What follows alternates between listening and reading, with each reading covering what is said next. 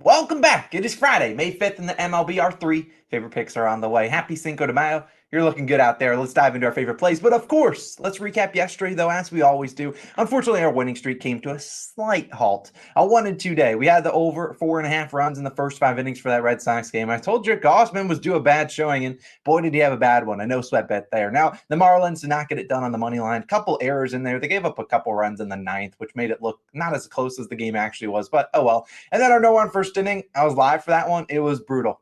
Verlander gives up 2 home runs in the first inning, and wouldn't you know, those are the only 2 runs scored all game.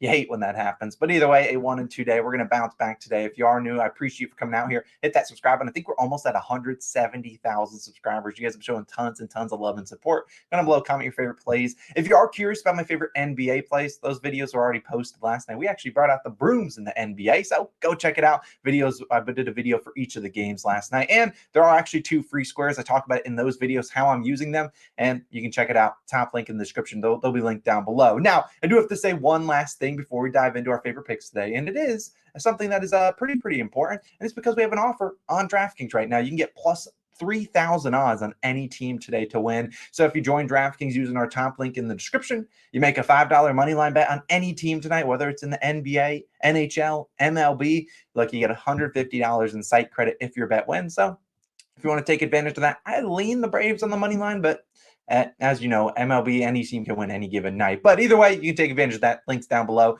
We'll talk about the parlay today in a second. But let's dive into our favorite plays. Let's try to go 3-0. Let's try to enter the weekend in style, have a great Cinco de Mayo, and we're going to start in Philadelphia. We're taking the Phillies -0.5 in the first 5. Now, I know a couple people, you guys have at least starting to catch up on the lingo for baseball, as there are some random abbreviations, random, lingo that you might not know if you've never bet baseball, but -0.5 in the first 5 innings. Sometimes some books have this as the first half. Either way, it's the same thing. How will we win this bet? The only way we win is if the Phillies are at least winning by 1 run after 5 innings, and hopefully they can get that done. Now, let's talk about the Phillies, though, in this matchup. I like them here. Now, if you look at a little bit of line reading, not a bunch, the Red Sox been pretty hot. They're going to take on today. The Red Sox have won 6 straight games. They actually helped us out yesterday. And now the Phillies have lost 4 straight. So if you're looking strictly at money lines for this game, you're seeing the Phillies as almost as big as a -170 favorite on a couple different books. And while I'm not saying to bet the Phillies on the money line, no, I'm not saying that. I just want the Phillies in the first 5 to be leading by 1 run. They can give up 100 runs after that. I don't care. But let's talk about this opportunity here where we're going to have Zach Wheeler starting for the Phillies. Now, Wheeler's arguably their best pitcher they can trot out there. He enters with a 3.86 ERA, a 1.22 whip. He's been very good for him, not just this year, but last year and a couple of years before that. But Wheeler's also been much better at home, 3.12 ERA and a 1.15 whip at home, allowing just a 183 batting average. So he's been really, really good at home. And we know this Red Sox team is a team that has capable bats, but they are also coming off a 7-game homestand. This is a Red Sox team that's been really good at home, but 6-7 on the road. I think 19-14 overall. So this is a team, will they bring their bats in their first road game? I think they got a quick road trip coming up here. So will they bring the bats in their first road game? No. Would it surprise anyone if the Red Sox, maybe they're just used to hitting at Fenway and then they come in here first game in Philly, just kind of lay an egg here? No, that wouldn't surprise me at all. We talked about yesterday, the Red Sox, great batting average at home. However, on the road, they are 22nd in batting average, 8th in OPS on the road. So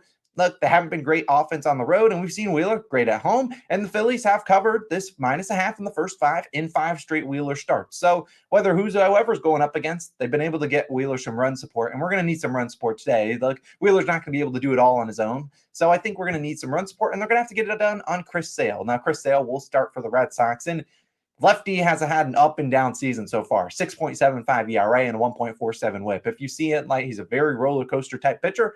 And normally the roller coasters happen because he's been starting at home, then on the road. And you look at Sale, 8.36 ERA, 1.86 whip, and a 339 batting average allowed on the road this season. So not great. Red Sox are 0-3 on the +0.5 in the first 5 innings in his 3 road starts. So he's not been doing him any favors, giving up 4 and 5 earned runs. And I'm confident if they can get a couple runs, the Phillies, that is, up on Sale, I think Wheeler can hold it down. I'm not asking, Sale to give up 6 earned runs. Well, has a chance. I'm not asking for that. I think Wheeler can hold it down. He could potentially hold the Red Sox scoreless. I think we're going to get a couple runs of support against Sale. And look, the Phillies, 6th in batting average, 9th in OPS at home, much better home offense than they have been on the road. Phillies are 16th in batting average, 20th in OPS versus lefties. As I said, Sale is a lefty. But if you remember, flashback to last season, you saw the Phillies, third best in batting average, fourth best in OPS versus lefties. So maybe some regressions coming their way in the positive direction where they start hitting lefties a little bit better. And it could start with a great outing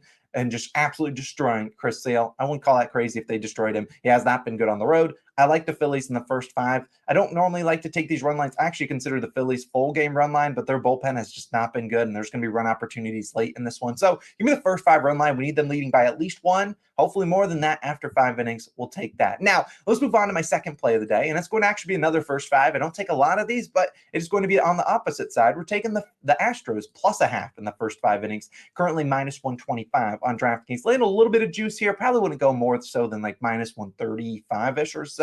And there is the way, if you're on maybe a FanDuel, you can do some alt lines in their same game parlays for first 5 innings. I don't mind maybe trying to take the Astros plus a 1.5 and maybe getting like an alt under 4.5 runs. That shouldn't be too bad. Now, let's talk about this one though, because this has an over-under at 7. So the books are clearly not expecting a lot of runs to be scored here today. And I see a lot of value in a low-scoring game on the team that's getting a half a run. Now, unlike the Phillies, where we need them to be winning by 1 run or we lose our bet, the Astros can be tied. They could be winning after 5. There's a couple different pathways to victory here, which is why I kind of like these plus a halves. Now, if you were to look at Christian Javier, who will start today for the Astros, he's been pretty solid and even better on the road. You look at his on-the-road stats, 3.75 ERA, 0.92 whip, and a 0.186 batting average allowed on the road.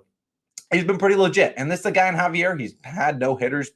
He's had no hitters go into like the 7th and 8th inning before. And this is a guy that when he has a lot of plate appearances against this Mariners team, they're in the same division, 59 plate appearances versus Javier for the Mariners, a 28.8 K percentage and a 0.184 batting average. We've seen this Mariners team nearly get no hit several times by a rookie. Just a rookie a couple days ago. This is a Mariners offense that I can't trust to score any runs here. And Javier is coming off a 3 earned run start against the Phillies, and yet to have back-to-back starts this season, giving up 2 or more earned runs. The worst case scenario here is with Javier comes out here, pitches it pretty well, only gives up 1 earned run, and we lose the first 5, 1-0. That would be brutal, but I think Javier can dial it in. This is the Seattle team that is 27th in batting average, 20th in OPS versus right-handed batters. And you're looking at Javier's K prop sitting a little bit juiced at over 6.5 at minus 120. Javier's under 6.5 Ks in 5 of 6 starts. Yeah, I mean, there's probably going to be some people trying to take his under. There are a bunch of people on Kevin Gausman's over 5.5 Ks yesterday. That looks so good. And what happened to him? He got absolutely destroyed. I think Javier can come out here, pitch pretty well. This is a team that, and the Mariners, I don't trust to score offensively. I think the Astros have a chance to win the game outright. I'll take them plus a half in the first 5 innings, though. And a fun fact, Christian Javier, born on the exact same day to the year as myself. So, hey, we got to stick together. Javier, we're counting on you. Now, on the other side is going to be Luis Castillo. I can't pick a lot of holes into his game. He's been really good for the Mariners. It was their acquisition last year at the trade deadline from the Reds. And look, he's been really good. 1.82 ERA, 0.92 whip. The guy's been legit. However, in his last couple starts, shown a little bit of weakness, 2, 0, 3, and 2 earned runs in his last 4 starts. So, is he a good pitcher? Yes, he's a very good pitcher. Is he a less than 2 ERA pitcher? I don't really think so. Getting a less than 2 ERA is a historic season. So we look at the Astros. Have they had a great offensive season start to their year? No.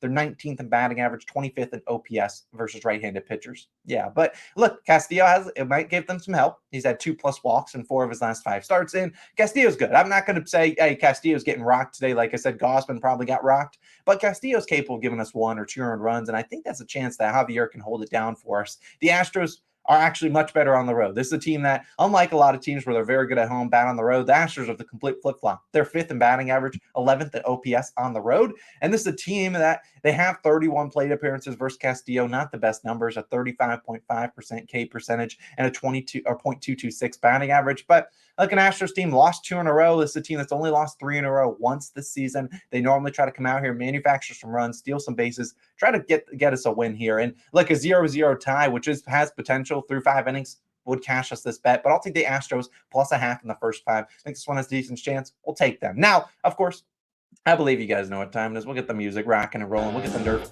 out. Yesterday, we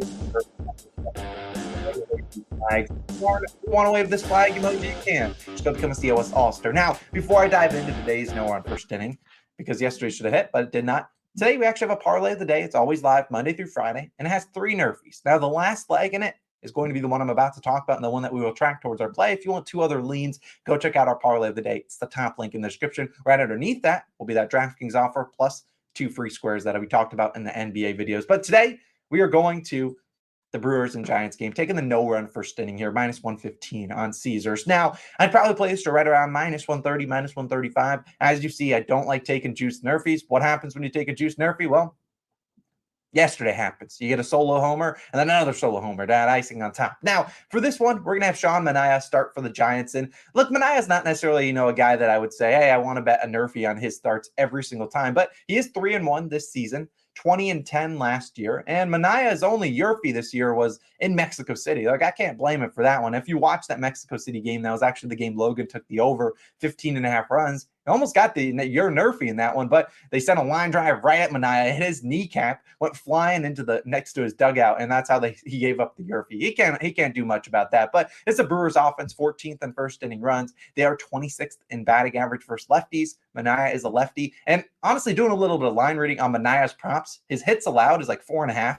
Strikeouts is like 5.5, juiced on the over. Those are two lines that, one, he gives up a lot of hits, and two, he's not getting a lot of strikeouts. So I think they expect a good showing from Manaea. Hopefully gets us those first 3 outs. On the other side will be Corbin Burnes. Very similar to Verlander. Look, if we can get the Corbin Burnes, I'll let whatever happens happen, because Corbin Burnes, one of the better pitchers for no-run first innings. He is 4-2 so far this year, 28-5 last year. The Giants have capable bats. They're 11th in first inning runs. So this is a pitcher-friendly ballpark, though. The over-under is set to 7.5 or 8. So I think they're expecting a pretty good showing from both these pitchers.